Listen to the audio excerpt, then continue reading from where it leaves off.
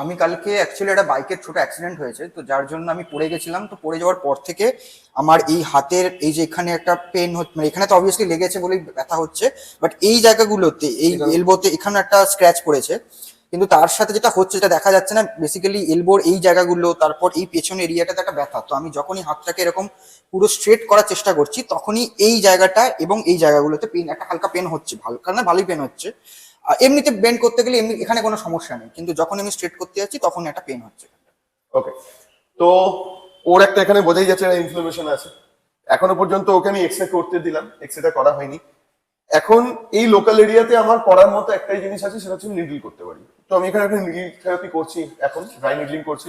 করার পরে দেখা যাক ওর পেনটা কতটা কি কমে। ওকে,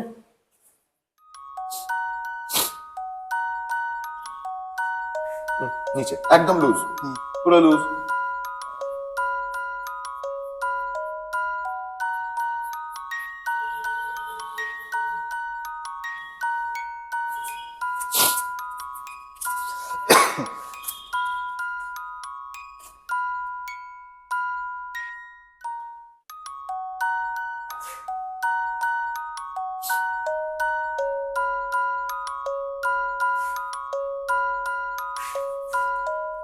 টাইট হবে না, মাসল একদম টাইট হবে না। হ্যাঁ, একদম লুজ।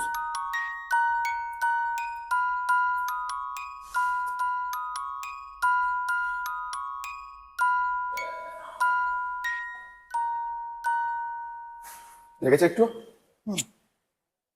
না।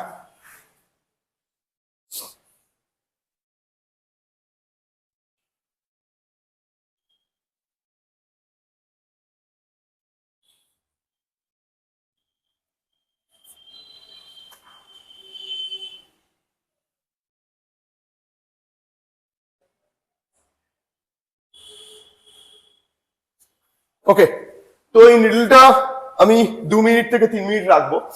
রাখার পরে নিডলটা আমি বার করে দেবো। তো আজকে আমি বোঝাবো what is dry needling. Dry needling করলে কি হয় অ্যাকচুয়ালি। আমি এই নিডলটা যেখানে ইনসার্ট করলাম, নিডলটা ইনসার্ট করার পর কি হলো, আমার একটা বাইরেকার কিছু আমার শরীরে যখন প্রবেশ করবে, তখন আমার শরীরের যে ইমিউনি সেল আছে সেখানে গিয়ে সে ফাইট করবে তার সঙ্গে। সে দেখছে বাইরেকার কোন একটা কিছু আমার শরীরের মধ্যে ঢুকছে, যার জন্য সে সেটার সঙ্গে ফাইট করতে যাবে। এবার যখন আমি এটাকে বার করে দেবো, সেখানে একটা ক্ষত তৈরি হবে, ওই ক্ষতটাকে রিপেয়ার করতে আসবে। রিপেয়ার করতে এসে কি করবে, ওর আশেপাশে যে এরিয়া আছে ওটাকে রিপেয়ার করে দিয়ে বেরিয়ে চলে যাবে। তো এটাই হচ্ছে ড্রাই নিডলিং এর আসল ফান্ডা।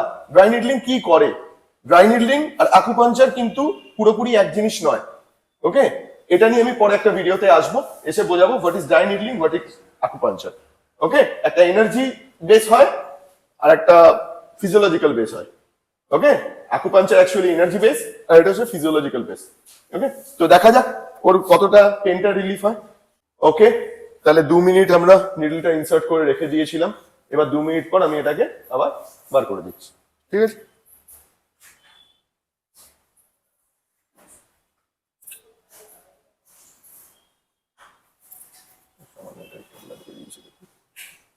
ঠিক আছে, ঠিক আছে, অসুবিধা নেই। চল, আচ্ছা, এবার এবার তুই যেরকম মুভমেন্ট করছিলি করে দেখ।